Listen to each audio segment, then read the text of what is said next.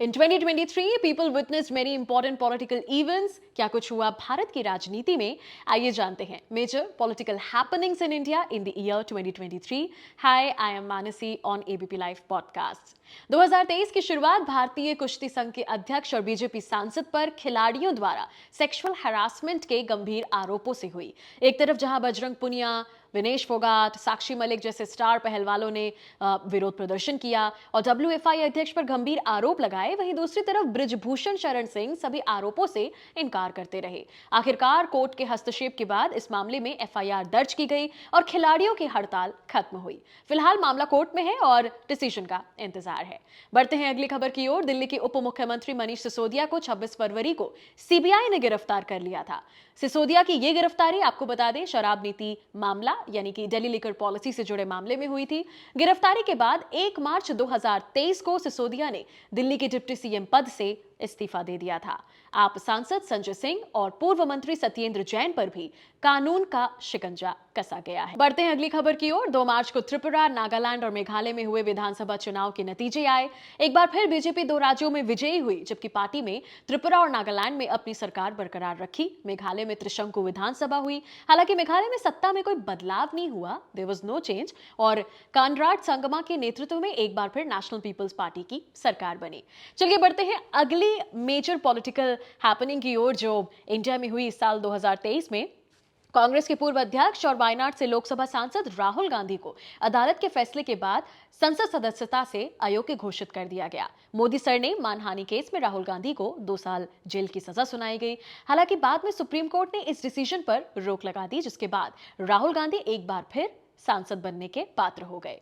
बढ़ते हैं अगली पॉलिटिकल अपडेट की ओर। कर्नाटक में मई में हुए विधानसभा चुनाव में कांग्रेस ने जबरदस्त जीत दर्ज की और बीजेपी को सत्ता से बेदखल कर दिया। कांग्रेस ने विधानसभा की 2024 में से 135 सीटें जीती और भारी बहुमत से अपनी सरकार बनाई। कर्नाटक चुनाव में हार के साथ ही दक्षिण भारत में बीजेपी का सबसे मजबूत किला ढह गया। चुनाव में बीजेपी को सिर्फ 66 सीटें मिली और बीएस येदियुरप्पा की जगह बसवराव बोम्मई को सीएम बनाने की पार्टी की योजना विफल हो गई। चलिए अब जानते हैं कि वो कौन सी पॉलिटिकल मेजर हैपनिंग जो साल 2023 में घटी। अगली पॉलिटिकल अपडेट। 28 मई 2023 को प्रधानमंत्री नरेंद्र मोदी ने आधिकारिक तौर पर नए संसद भवन का इनॉग्रेशन किया। हालांकि भारतीय इतिहास के सबसे गौरवशाली दिनों में से एक ये भी विवादों से अछूता नहीं रहा। कुल 20 ऑपोजिशन लीडर्स ने उद्घाटन समारोह का बहिष्कार करने का डिसीजन किया। उनका आरोप है कि प्रधानमंत्री मोदी ने इस कार्यक्रम के लिए राष्ट्रपति द्रौपदी मुर्मू को दरकिनार करने का डिसीजन किया। चलिए अब जानते हैं अगली पॉलिटिकल अपडेट जो 2023 में छाई रही। 18 जुलाई 2023 को 26 ऑपोजिशन लीडर्स ने एक गठबंधन का अनाउंसमेंट किया और 2024 के लोकसभा चुनावों में नरेंद्र मोदी की सरकार को सत्ता से बाहर करने के लिए इसे India, that is Indian national developmental inclusive alliance, नाम दिया। हालांकि विधानसभा चुनाव के दौरान इस गठबंधन के सदस्यों के बीच तालमेल की कमी काफी देखी गई थी। ऐसे में राजनीतिक पंडित गठबंधन के भविष्य को लेकर तमाम तरह के कयास लगाते नजर आए। आपको बता दें, अभी तक इंडिया गठबंधन की 4 बैठकें हो चुकी हैं। अगली पॉलिटिकल अपडेट की ओर बढ़ते हैं। जब मॉनसून का पार्लियामेंट का सेशन हुआ तब विमेन रिजर्वेशन बिल या आप कह लीजिए नारी शक्ति वंदन अधिनियम को 29 सितंबर को राष्ट्रपति द्रौपदी मुर्मू की मंजूरी मिल गई, जिससे इसके कानून बनने का मार्ग प्रशस्त हो गया। इसके साथ ही लोकसभा और देश की सभी विधानसभाओं में महिलाओं के लिए 33% सीटें रिजर्व कर दी गई हैं। यह बिल संसद के विशेष सत्र में पेश किया गया। यह बिल 20 सितंबर को लोकसभा में और 21 सितंबर को राज्यसभा में पास हो गया था। बढ़ते हैं अगली पॉलिटिकल अपडेट की ओर। 3 दिसंबर को मध्य प्रदेश, छत्तीसगढ़, राजस्थान और तेलंगाना के चुनाव नतीजे आए और इन 3 में बीजेपी ने शानदार जीत दर्ज की। बीजेपी ने जहां राजस्थान, छत्तीसगढ़ में कांग्रेस को सत्ता से बाहर कर दिया, वहीं मध्य प्रदेश में उसने अपना कब्जा बरकरार रखा। कांग्रेस ने पहली बार तेलंगाना में विधानसभा चुनाव भी जीता, जबकि जेडपीएम यानी कि मिजोरम पीपल मूवमेंट ने 4 नवंबर को आए मिजोरम विधानसभा चुनाव परिणामों में जीत हासिल की। पैसे के लिए सवाल पूछने के मामले में 8 दिसंबर को लोकसभा की आचार समिति की रिपोर्ट के आधार पर तृणमूल कांग्रेस सांसद महुआ मोइत्रा को अनैतिक और अमर्यादित आचरण के लिए सदन की सदस्यता से निष्कासित कर दिया गया था। इससे पहले लोकसभा की आचार समिति की रिपोर्ट पर चर्चा के बाद सदन में इसे मंजूरी दे दी गई, जिसमें मोइत्रा को निष्कासित करने की सिफारिश की गई। महुआ 2019 में करीमनगर लोकसभा सीट से चुनाव जीतकर संसद पहुंची थी।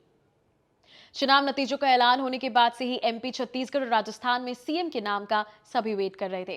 पहले छत्तीसगढ़ में सीएम के नाम का ऐलान हुआ। विष्णुदेव साई बनाए गए CM. He is the first tribal leader to hold the post and he is the first to hail from a region beyond the other backward class dominated central plains in Chhattisgarh. The party appointed Vijay Sharma and Arun Sao as new deputy chief ministers of Chhattisgarh. इसके बाद MP में ऐलान हुआ CM के नाम का। काफी surprising रहा। मोहन यादव को दी गई सीएम की पोजीशन। डिप्टी सीएम भी बनाए गए हैं यहां पर एमपी में, और उनके भी नाम आपको बता देते हैं। Jagdish Devda and Rajendra Shukla, 2 deputy CM of MP, 2 deputy CM बनाए गए। राजस्थान में वसुंधरा राजे सिंधिया समेत कई लोगों का नाम सीएम उम्मीदवार के तौर पर चल रहा था, लेकिन जो सीएम बने वो आपको बता देते हैं। भजन लाल शर्मा राजस्थान के सीएम बने। The BJP named Premchand Bairwa and former MP Diya Kumari as deputy chief ministers in Rajasthan. 13 दिसंबर को पार्लियामेंट पर हुए टेररिस्ट अटैक की 22nd एनिवर्सरी थी, और इस दिन सबसे बड़ी सिक्योरिटी ब्रीच देखी गई पार्लियामेंट में। संसद हमले की बरसी पर संसद की सुरक्षा में चूक का मामला सामने आया। संसद की कार्यवाही जब चल रही थी तब 2 लोग विजिटर्स गैलरी से अचानक लोकसभा सांसदों की सीट पर कूद गए। किसी को चोट नहीं आई, लेकिन उन्होंने कलर स्मोक छिड़का। संसद में धुआं धुआं हो गया। अच्छी बात यह है कि वो कोई टॉक्सिक सब्सटेंस नहीं था, और इस पूरे मामले में शामिल जो 6 लोग थे उन सभी को गिरफ्तार किया जा चुका है। अगली पॉलिटिकल अपडेट की ओर बढ़ते हैं, जो जुड़ी संसद पर हुए अटैक से ही है। इस हादसे के बाद जमकर हंगामा हुआ संसद में, और ऑपोजिशन के कुल 146 सांसदों को सस्पेंड कर दिया गया, जिसके बाद संसद के मकर द्वार पर प्रदर्शन दिया गया।